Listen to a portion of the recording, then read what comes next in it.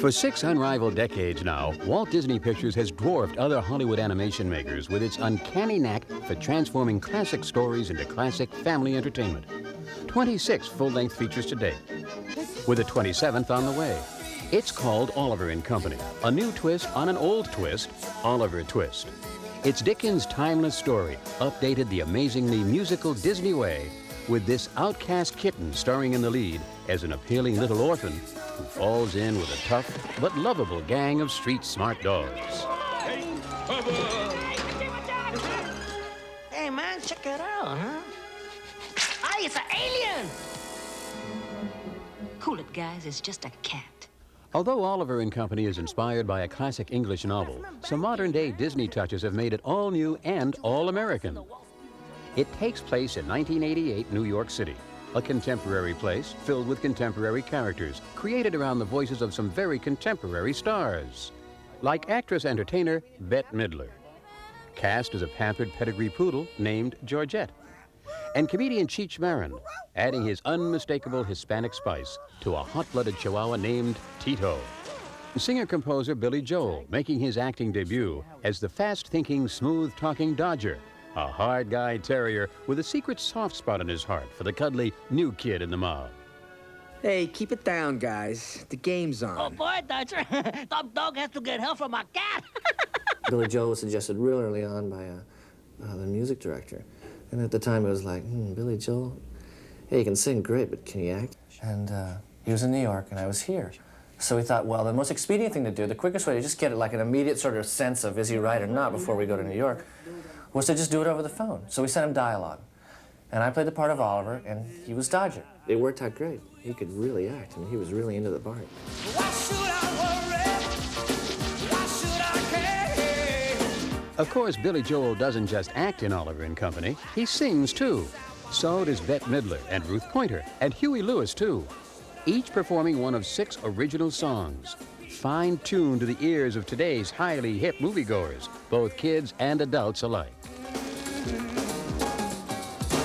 One thing that's not new about Oliver and Company is Disney's traditional use of full and expensive hand animation techniques.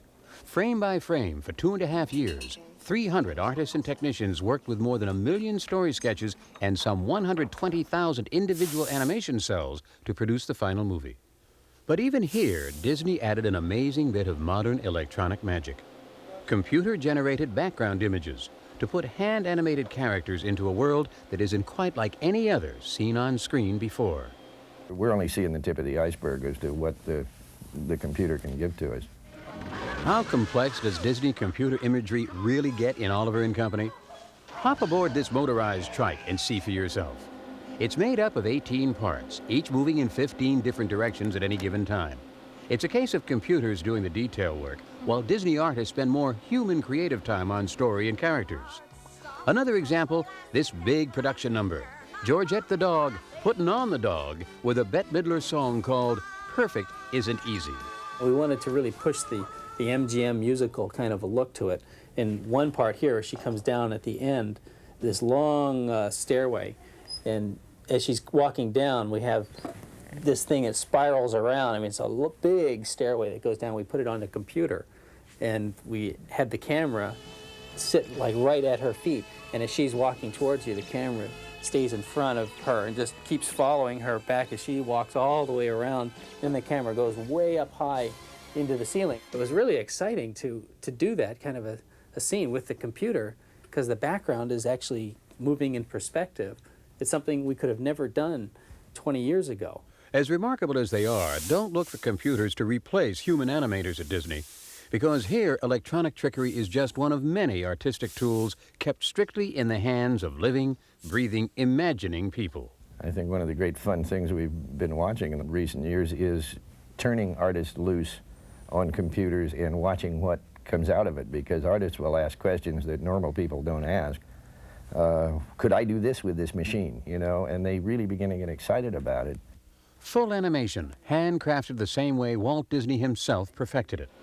Combine it with the latest computer image technology, plus a script full of contemporary words, music, and celebrity voices that tell a time-tested story in a very today kind of way.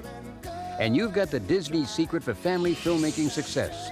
It's worked for some 60 years now, and it looks like it's going to keep right on working for a lot of years and a lot of new movies like Oliver and Company still to come. Absolutely, positively.